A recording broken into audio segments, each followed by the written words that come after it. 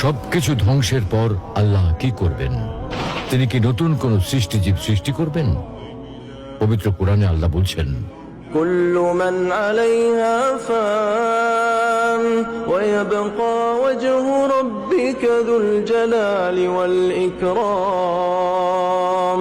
ভূপৃষ্ঠের সবকিছুই ধ্বংসশীল, একমাত্র আপনার মহিমাময় ও মহানুভব পালনকর্তার সত্তা ছাড়া। আজকের আয়োজনে আমরা একটি চমৎকার বিষয় নিয়ে আলোচনা করব। বিষয়টি অত্যন্ত কৌতূহলোদ্দীপক একটি বিষয়। সবকিছু ধ্বংসের পর আল্লাহ কি করবেন? প্রিয় দর্শক, ভিডিও শুরুতে সূরা আর রহমানের যে আয়াতে কারিমাটি তেলাওয়াত করা হয়েছে তাতে বোঝা যায় কিয়ামতের দিন আল্লাহ রাব্বুল আলামিনের পবিত্র সত্তা ব্যতীত সবকিছু ধ্বংস হয়ে যাবে। এই পৃথিবীর কোনো কিছুই আর অবশিষ্ট থাকবে না, কোনো সৃষ্ট জীবী আর বেঁচে থাকবে না। তাই স্বাভাবিকভাবেই কৌতূহলী মনে প্রশ্ন জাগে, সৃষ্টি জীবকে ঘিরেই যেহেতু স্রষ্টার সব কাজ, তাহলে যখন সৃষ্টি জীবরা আর থাকবে না, স্রষ্টা নিজে তখন কি করবেন?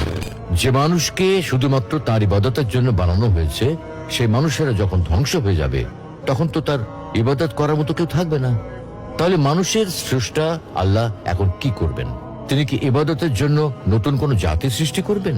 অন্য কোন সৃষ্টি জীব সৃষ্টি করবেন যারা তার ইবাদত করবে? নাকি মানুষেরাই পুনরায় নতুন উদ্যমে নতুন কোন নিয়মে আল্লাহর ইবাদত করবে? সবকিছু ধ্বংস হয়ে যাবে অর্থ কি? প্রিয় দর্শক, সবকিছু ধ্বংসের পর আল্লাহ কি করবেন? এই প্রশ্নের উত্তর জানার আগে একটা বিষয়ে নিশ্চিত হওয়া প্রয়োজন যে সূরা আর রহমানের ২৬ নম্বর আয়াতে যে বলা হলো সবকিছু ধ্বংসশীল, এর প্রকৃত অর্থ কি?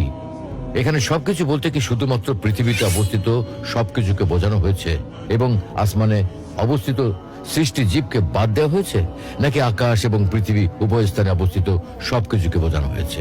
কোন কোন মুফাসসির বলেন সূরা আর রহমানের ২৬ নম্বর আয়াতে বর্ণিত সবকিছু ধ্বংসশীল বলতে শুধুমাত্র পৃথিবীতে অবস্থিত সবকিছুকে বোঝানো হয়েছে, আসমানে অবস্থিত সৃষ্টি জীবকে বোঝানো হয়নি। কেননা এখানে আলাইহার সাথে যে জমির বা সর্বনাম আছে সেটা আর্দ তথা ভূপৃষ্ঠ বা পৃথিবীর পরিবর্তে এসেছে। কেননা এর আগে ১০ নম্বর আয়াতে সরাসরি আর্দ তথা পৃথিবীর কথা উল্লেখ করা হয়েছে। সুতরাং ২৬ নম্বর আয়াতে সবকিছু ধ্বংসশীল বলতে শুধুমাত্র পৃথিবীতে অবস্থিত সবকিছুকে বোঝানো হয়েছে, আসমানে অবস্থিত সৃষ্টিজীবকে বোঝানো হয়নি।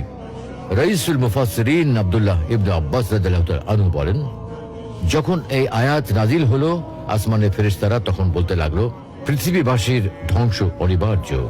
তখন আল্লাহ তাআলা সূরা কাসাসের এই আয়াত অবতীর্ণ করলেন, কুল্লু শাইইন হালিকুন ইল্লা ওয়াজহাহ লাহুল হুকমু ওয়া ইলাইহি তুরজাউন। আল্লাহর সত্তা ব্যতীত সবকিছুই ধ্বংসশীল, বিধান কেবল তারই হবে এবং তার নিকটই হবে প্রত্যাবর্তন। সূরা কাসাসের আয়াতটি অবতীর্ণ হওয়ার পর ফেরেশতারাও এবার নিশ্চিত হলো যে শুধুমাত্র পৃথিবীর অধিবাসীদের ধ্বংস অনিবার্য নয়, বরং আসমানের অধিবাসীদেরও ধ্বংস অনিবার্য। প্রখ্যাত তাবেঈ মুকাতিল রহমতুল্লাহি আলাইহি বলেন, ধ্বংসশীল হওয়ার দিক থেকে আসমান এবং জমিন উভয় জগতের সৃষ্টিজীবী সমান সমান। মৃত্যুর মাধ্যমে উভয় জগতের অধিবাসীরাই একদিন ধ্বংস হয়ে যাবে। সবকিছু কিভাবে ধ্বংস হবে? প্রিয় দর্শক, এতক্ষণের আলোচনায় একদিন আসমান এবং জমিন উভয় জগতের সবকিছু ধ্বংস হয়ে যাওয়ার যে বিষয়টি নিয়ে আলোচনা করা হলো, একে এক কথায় বলা হয় কিয়ামত। কিয়ামত এমনই এক নিশ্চিত ও ভয়াবহ সত্য যা সম্পর্কে পবিত্র কোরআনুল কারিমে ৩৮৯টি আয়াত রয়েছে। সম্ভবত কোরআনুল কারিমে অন্য কোনো একক বিষয় সম্পর্কে এত বেশি আয়াতে আলোচনা করা হয়নি। পৃথিবী একদিন ধ্বংস হবে। পবিত্র কোরআনের বহু আয়াতে পৃথিবী ধ্বংসের বিবরণ দেওয়া হয়েছে। আসমান এবং জমিনও একদিন ধ্বংস হয়ে যাবে। এটা মহান আল্লাহরই অমোঘ বিধান। কিয়ামতের নির্দিষ্ট সময় ঘনিয়ে এলে ইসরাফিল আলাইহিস সালাম সিংহায় ফুৎকার দেবেন। ফুৎকার দেওয়া মাত্রই ধ্বংস হবে সবকিছু, থাকবে শুধু মহান আল্লাহর সত্তা। পৃথিবী ধ্বংসের সময় সবকিছু ঘন কালো অন্ধকারে ছেয়ে যাবে। আসমান, জমিন, পাহাড় পর্বত সব ভেঙে খান খান হয়ে যাবে। বিশাল আকার পাহাড় পর্বত সে সময় হয়ে যাবে ধুনিত তুলার মতো।